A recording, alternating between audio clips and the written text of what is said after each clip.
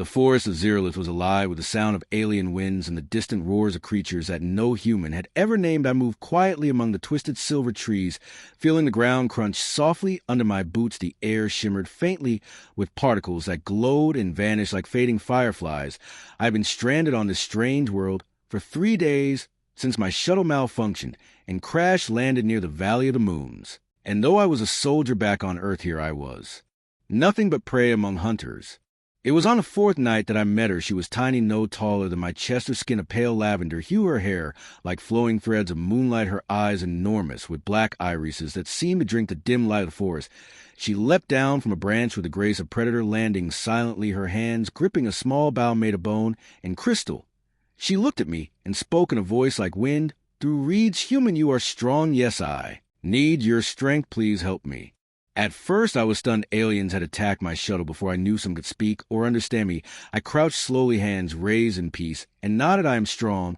But why do you need me? She glanced over her shoulder, and her small body trembled slightly before she steadied herself. A great beast hunts me. It has already destroyed my tribe. I am the last huntress of the Sileni, and my arrows cannot pierce its hide.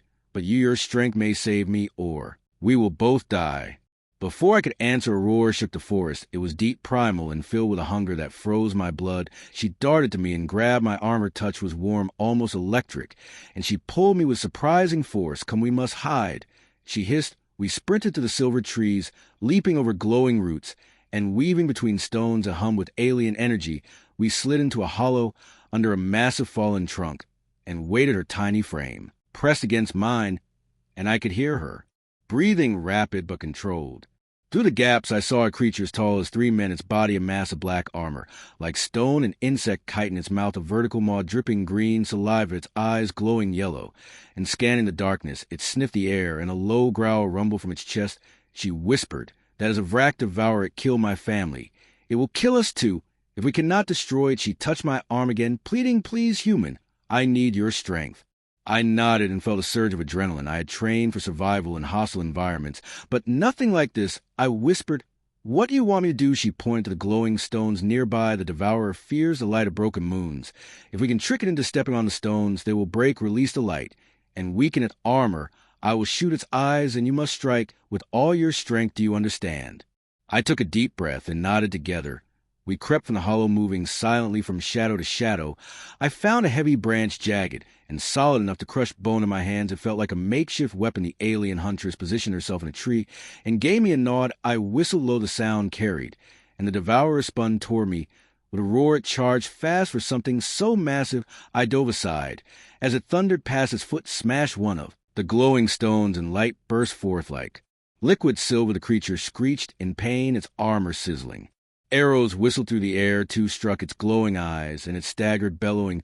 I ran forward with all the strength of my body, gripping the branch in both hands, and swung it like a hammer against its jaw. The impact reverberated up my arms. The branch cracked, but so did the creature's head, and it stumbled back into another cluster of glowing stones. More light erupted. It convulsed and fell thrashing. The tiny alien huntress leapt down, landing on its chest, and drove a crystal dagger into the softened flesh behind its skull. The beast shuddered and went still. We both stood panting as the forest grew silent around us. She looked up at me, eyes wide and filled with something like awe. You said, yes, human. And together we killed the nightmare. She stepped closer and pressed her forehead to my chest. In her culture, perhaps a gesture, thanks, or bond. Her voice was soft. You have saved me. I am the last of my people, but now I am not alone. We dragged ourselves to a safe glade, and she showed me how her tribe had survived. She taught me to drink the sap of the silver trees, to eat the glowing berries that pulsed faintly with energy. She was quick and clever, moving through the alien world like a spirit, while I used my strength to break obstacles and defend her from threats in return. She guided me toward the crash site of my shuttle, and together we salvaged parts for a beacon. Days passed into weeks, and our bond deepened. She told me her name was Lyrian. She had been chosen as the youngest huntress of Sileni to protect her people, but the Vrak devourers had come in the night, ripping through their huts and scattering the survivors, until only she remained. She admitted that she had watched me from the branches for a day before approaching, that she had felt something in me she could trust, perhaps instinct or desperation. I told her about Earth, about the blue oceans and the warm sun, and she listened with shining eyes, as though imagining a world beyond sorrow.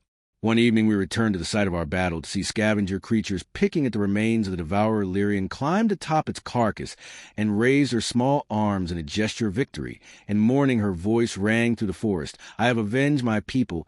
She leapt down and hugged me fiercely. Then she whispered, Human, will you stay with me, or will you leave? When your people come, I hesitated, because the beacon was active and rescue would eventually arrive. I looked into her black, luminous eyes and saw trust and hope, and the faint tremor of fear. Before I could answer, the forest trembled again. A distant roar echoed across the valley. More devourers.